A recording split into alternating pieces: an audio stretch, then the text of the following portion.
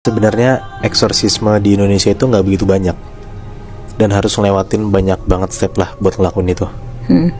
Sampai-sampai nggak sembarangan pastor yang bisa ngejalanin eksorsisme ini. Gereja Katolik di Indo pun juga gue baru tahu ternyata nerapin aturan-aturan yang ketat banget lah Nah, yang kebanyakan dilakuin sama pastor-pastor di Indo itu adalah ritual doa pembebasan atau bisa disebut deliverance gitulah. Itu juga mirip-mirip sama kayak eksorsisme. Intinya ya sama-sama nyoba ngelawan roh jahat yang ada di diri orang lah. Tapi yang jelas yang kita tonton di film-film luar negeri itu sebenarnya nggak begitu amat eksorsismenya. Nah, gue dapet cerita dari salah satu pastor di Jakarta yang nyeritain kalau misalnya dia pernah ngelakuin si doa pembebasan ini yang mirip-mirip sama eksorsisme ini. Namanya gue samarin jadi Pastor Ginting, dan tempatnya pun juga gue nggak bisa nyebutin di mana. Di daerah mana tuh, Moy? Itu juga nggak bisa gue sebutin, Bi. Oke. Pokoknya di Jakarta. Dia pernah ngelakuin ritual doa pembebasan yang mirip-mirip sama eksorsisme ini. Tahun 2007-an, Pastor Ginting itu udah hampir 15 tahunan lah jadi pastor. Waktu itu pun juga dia umurnya hampir 50-an tahun lah. Dan di rumah dia itu emang semua tetangganya tahu kalau Pastor Ginting itu emang pastor yang emang baik banget dan emang udah lama jadi pastor lah. Jadi kayak dipandang banget lah di lingkungan rumahnya dia. Dia selalu ke gereja, kerja, pokoknya hari-hari biasa tuh selalu dia lakuin dan dia harus selalu ke gereja lah intinya. Sampai ada satu hari di mana ini hari yang gak bakal bisa Pastor Ginting lupain. Jadi Pastor Ginting ini abis kegiatan biasa dan dia baru sampai rumah sekitar jam 9 malam. Dia istirahat dulu, mandi, makan, nonton sampai sekitar jam setengah 12-an malam lah. Nah, pas jam setengah 12 dia mau tidur ini, tiba-tiba dia dengar suara orang tuh ngetok-ngetok pintu rumah dia.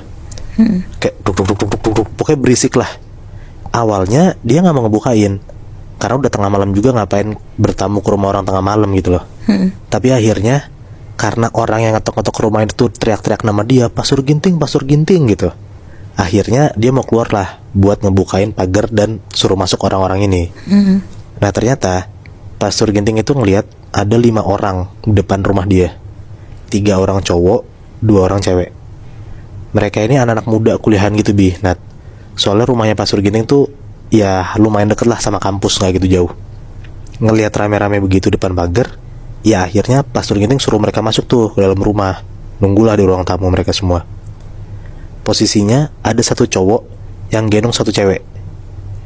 Dan cewek ini tuh udah kayak lemes banget gitu mukanya. Badannya pun juga udah lemes banget. Pas udah masuk ke rumah dan udah di ruang tamunya Pastor Ginting, satu cowok ini tuh nidurin temennya dulu di sofa, barulah mereka semua duduk. Pastor Ginting nyamperin mereka dan ngasih minuman dulu biar tenang. Habis itu ditanya, kenapa sebenarnya kok tiba-tiba nih berlima masuk ke rumah Pastor Ginting minta tolong dan ada satu cewek yang udah lemes banget kayak gini. Salah satu dari cowok itu namanya Bismo ngomong ke pastornya, Pastor Ginting, maaf banget ganggu malam-malam. Ini kita semua tadi lagi nongkrong di kosan teman kita, terus tiba-tiba teman kita kesurupan, Pastor. Ini yang cewek ini yang kesurupan, namanya Mia. Dengar kayak gitu ya Pastor Ginting coba tenangin dulu biar mereka gak panik lah semua. Dan nanyalah ke mereka, emang si Mia itu gimana? Kok mereka bisa nyimpulin kalau misalnya Mia ini kesurupan? Ya diceritain lah sama mereka, sama anak-anak ini. Tiba-tiba Mia jerit-jerit sendiri, kayak ngegerung-gerung gitu, suaranya berubah-berubah. Habis itu sampai salah satu dari mereka pun itu dijambak sampai rambutnya tuh rontok gitu, Bihnat. Pokoknya ya mereka tuh nyimpulin kalau ini tuh kayak bukan tingkah manusia lah, karena nggak mungkin Mia kayak gitu tiba-tiba kan. Karena mereka bingung dan nggak ngerti cara nyembuhin Mia kayak gimana, akhirnya mereka mutusin buat datengin rumah Pastor Ginting dan minta tolong. Di situ tuh Pastor Ginting diem bentar, dia mikirlah harus apa. Karena kalau ngelakuin eksorsisme itu yang tadi gue bilang, Bihnat, repot dan gak bisa sembarangan. Betul. Dan Pastor Ginting pun juga merasa dia tuh belum mampu, ilmunya belum sampai sana gitu. Akhirnya Pastor Ginting ini pindah tempat duduk. Sekarang dia satu sofa sama Mia, tapi Pastor Ginting tuh duduk di ujungnya gitu. Di ujung kaki apa ujung pala? Di ujung kepala. Oke. Dia cobalah doain Mia sambil megangin tangannya, megangin mukanya. Udah 15 menit ngelakuin itu pun juga gak ada perubahan sama sekali. Mia tuh masih sama aja, kayak gerung-gerung teriak-teriak, matanya masih melotot. Dan pokoknya tuh semua orang tuh diteriak-teriakin gitu loh. Kayak setiap Mia lihat Pastor Ginting dia teriak kencang banget, setiap dia nengok ke temennya dia teriak kencang banget gitu lah. Makin dibacain doa sama Pastor Ginting kenceng-kenceng, teriakan Mia tuh juga makin kenceng Nat. Sampai-sampai ada temennya dua cowok ini megangin tangannya Mia. Tiba-tiba salah satu temennya tuh kayak ngerasa kedorong gitu loh ke belakang. Padahal si Mia ini gak ngedorong dia sama sekali. Si cowok ini cuma megang tangannya doang, tiba-tiba mental ke belakang. Pokoknya di situ tuh situasinya makin mencekam lah. Dan posisi tuh di jam 12 malam. Si Pastor Ginting ini coba tenang lagi. Dia nyuruh teman-temannya megangin dan jagain Mia. Sembari Pastor Ginting tuh ngeliat sebenarnya tuh Mia kenapa tiba-tiba begini.